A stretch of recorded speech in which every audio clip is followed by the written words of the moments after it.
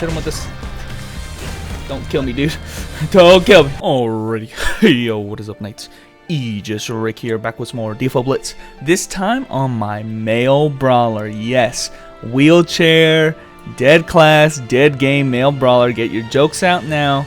We're playing him next. But guys, I have, just to look at my gear real quick, I did put a little bit of effort into him. I got a 5-piece Source of Disease, as well as rocking a sub-equipped Magic Stone that give me amplified proc damage on my bleeding and poison, which I do quite a bit of. I've kind of spec'd him towards that.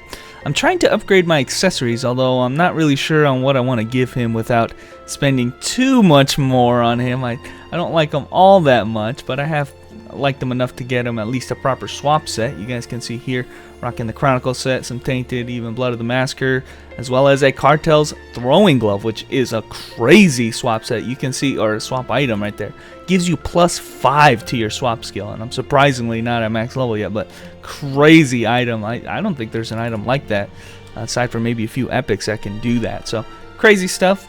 And we're playing this guy next because I wanted to show the similarities and differences, well, mostly the differences between the female and male classes of the fighters genre, or fighter subclasses, you know. So we just did the male fighter last time. I wanted to do the male brawler this time, and these classes I would say are probably the most different from each other. They've gone in wildly different directions in their play style, at least. With the female brawler, I love her a lot. She has a lot of close range, like point blank range type skills. They don't work if if you're even a step away from them. Whereas this guy focuses very heavily on mid to long range attacks. Most of his skills, in fact, you'll see if I try to cast some skills at point blank range, sometimes they'll just whiff, or or they won't hit the guys near me. So like if I throw this right here, it's only in a conic area in my in front of me, but if I'm too close, I'm probably gonna miss the guy. I missed the guy, like he was right on top of me. How did I miss that guy? So he does have, I think his optimal range is about mid to long range. He's gonna hit most of his skills at that range because he throws most of his stuff, and that's where you can see I've at least focused heavily on building him for proc damage and all of his throwing ammunition. But I'm not saying that's how you're supposed to play this guy, but most of his skills are going to be hitting at that range. Has a lot of range for what he does, though. We're going to try to use some setups here to maybe hit him with the two-way. That stun last. Okay, good.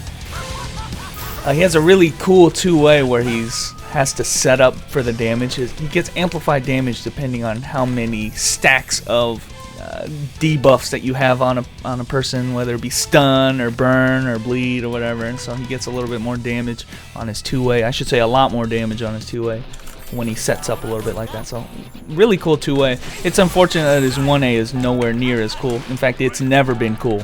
I should mention they've actually changed his 1A. I'll show it right here because it used to look even worse than this, but get a big block explosion with a little poison trail. Used to be an attack that was so trash. It was like less flashy than any of his higher level skills. It was, how was that when Awakening? So thank goodness they changed that. It's still kind of lame, but it does at least a little bit more. It does look a little bit more impressive at least. It looks like it does more damage. And that's all this character's about, is looking like he does damage, but he really doesn't. And yeah, this is this character, I dare say, is the least popular character in KDNF, and it's well known. This character is probably the least favorite among every DFO player at this point. I wouldn't say that, but I'm sure he's got a pretty hardcore following, but he's got a lot of shortcomings in terms of like the grand scheme of DFO. If you look at all the classes, I have personal friends of mine who are in the guild who are gearing one out, and he's just as geared as most characters in the guild are, 12-12, and still disappointed in his damage. And that's kind of, I do hope that they kind of address that. And it's not really anything. I think that one of those things are very arbitrary, right? It's like his damage is weak. Okay, just amp his damage. Like, you don't have to change his gameplay or anything. Just change his damage numbers, and easy fix. So I call those like really arbitrary changes because so he does a little bit less damage. You just got to buff it up. Neopal. I'm talking to Neopal. Really bad setup there. I did not even properly set up. I didn't even make him go into phase 2 here. And he's fucking me up. Okay. Okay. Why didn't I use this? There you go. Let's hit him with this. Don't kill me, dude. Don't kill me. Okay. Okay, fight to the death. Can I stun him? Hit him with this. Hit him with this. Okay. Dude! Grab almost fucking comboed him.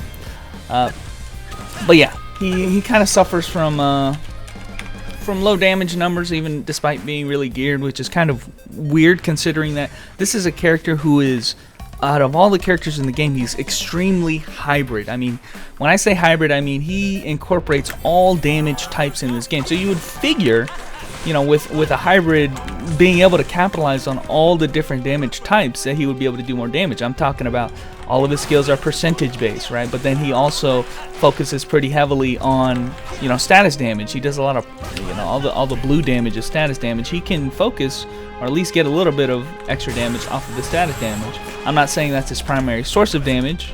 That's more like female brawler. All of her skills gets poison damage, whereas in this case only some of his skills get it. And those are the kind of the ammunition skills that I'm using at the bottom here. So kind of to explain how I've built this guy and what his setup is, I use my ammunition to basically inflict proc damage. So that's mostly in the form of the needles and the poison bottles. You can also throw the rocks for some instantaneous stun. But mostly that's where you're going to be seeing where I do most of my damage, and that's all based off of mostly proc damage. So right there, 2 different hits doing bleeding and poison, and that's how I've kind of built this guy. I'm really focusing around those 2 damage types. You'll notice each of the ammunition skills down here have a variation. So here's the standard variation of the needle throw, but if I charge it up with the strengthened throw right there, it changes the animation of the throw, and it does that for pretty much all the skills. It's a regular net, but if I use the strengthened throw net, it does a pulling effect. Here's a little the poisons, but then I can throw a poison bottle, so you kind of get it. The only one that I don't like using is the rock. The rock can get you fucked up, and the CC is just as good as just throwing it normally. So I can also throw the poison bottles on the ground, I think, if I get the TP, so I can cover myself at least a little bit in the AoE department there. It's also nice that I don't have to load the ammunition. I think back in the day I used to have to load that, but you also got a slew of chain skills right there. I'm using kind of both back to back here. He also has like an AoE grab skill, and so he has like 3 chain skills that he's going to be using, and those are more focused around the raw strength, you know, the standard damage, not really the proc effects, even though they do cause a slight bleed. So that's kind of how this works. He has 2 different, I guess, trees, I would call them. And a few skills here and there, but mostly those 2 trees are the throwing skills right there, and then the chain skills. So and you kind of interweave them together and get a little bit of damage, and that's kind of how the hybrid aspect plays, and the mid-range aspect comes into play, because you have 2 different kind of damage types now that you got to worry about. You got to worry about refining your weapon to 8, because you do abnormal status damage. You have to do that, because you're going to be missing out on a lot of damage if you don't. You got to reinforce your weapons. You got to amp all your stuff. You got to do all of that stuff, or you're just going to be missing out. Your skills are not going to be doing nearly as much damage. Now, I'm not saying he's the only class that has to worry about that. Female Brawler also, you know, can do damage on her strike damage, and you know, the initial strike of her skills is also important. She can benefit off of that, but it's more important on this character because you can't just rely on the proc damage or the abnormal status damage like you can the Female Brawler. It's the main difference between the 2 damage types, is that unlike the Female Brawler, you can't just rely on this proc damage to carry you, because you're only looking at half of your skills.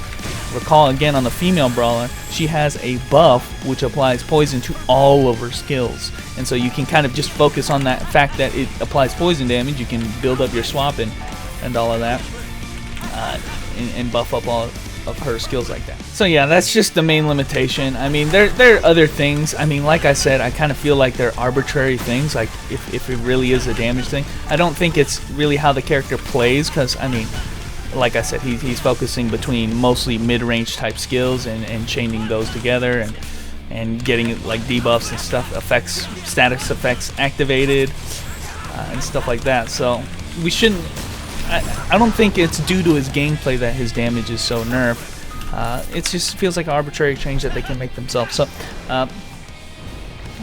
I don't want to try to sell this character like short, try to make it seem as though, man, there's a real big problem with him in terms of how he plays, and that's why nobody likes him. It's mostly, you know, hopefully Neopol can address that. I don't actually know any KDNF patches in the future to kind of address his character in terms of his usefulness in party and stuff like that, but hopefully he will get some looking at, because I feel like he's a fun enough character. You know, I thought initially while playing him I wasn't gonna like him because I love the female brawler so much. I was like, there's nothing you can do to kind of make me like you know, any variation to this gameplay. I love the female brawler, exactly what I'm looking for in a character.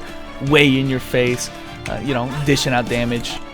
Mostly what they're doing with the male fighters is just changing that formula. So I was like, yeah, I'm not gonna like anything that the male brawler has to offer. And this is when I initially made him, and honestly, I think it's worth the experience. I kind of like this guy's, the fact that he's like one of the few fighters who doesn't worry about getting in people's faces all that much. He doesn't have to at all with the chain skills, with the CC he's providing, and getting these guys down here, and with the throwing skills. I mean, he really doesn't even have to worry about that at all, and he's still wrecking people. So, you know, as far as wrecking can go on a character like this, but pretty decent AoE. I guess one thing you're never gonna beat this character on is town PvP, dude. You get touched with a single one of these poison bottles, which kind of have awesome range, you're fucking dead. So, you know what? If anything, if this guy has nothing else, don't fight this guy in town PvP. He'll fuck you up. But aside from that, guys, I think it's worth the shot. I don't want people to just turn off on the character just because they know that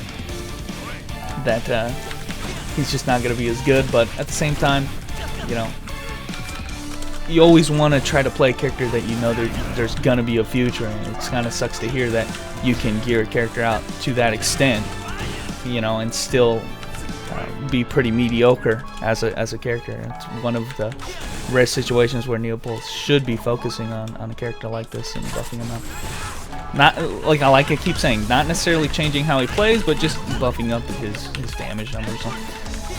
As we set up here with, am I gonna hit with this? Nope, I'm too, oh, never mind. I was actually just in range there a little bit. But anyway, guys, thanks for watching. There was a little bit of male brawler action. I do appreciate the mid to long range. It is definitely a change to form with the female brawler, but I can appreciate it, and I am building them up at least a little bit in the proc setup, even though that's not really the recommended setup. You'll do better with standard epics. But anyway, guys, thanks for watching, and I will catch you nights later.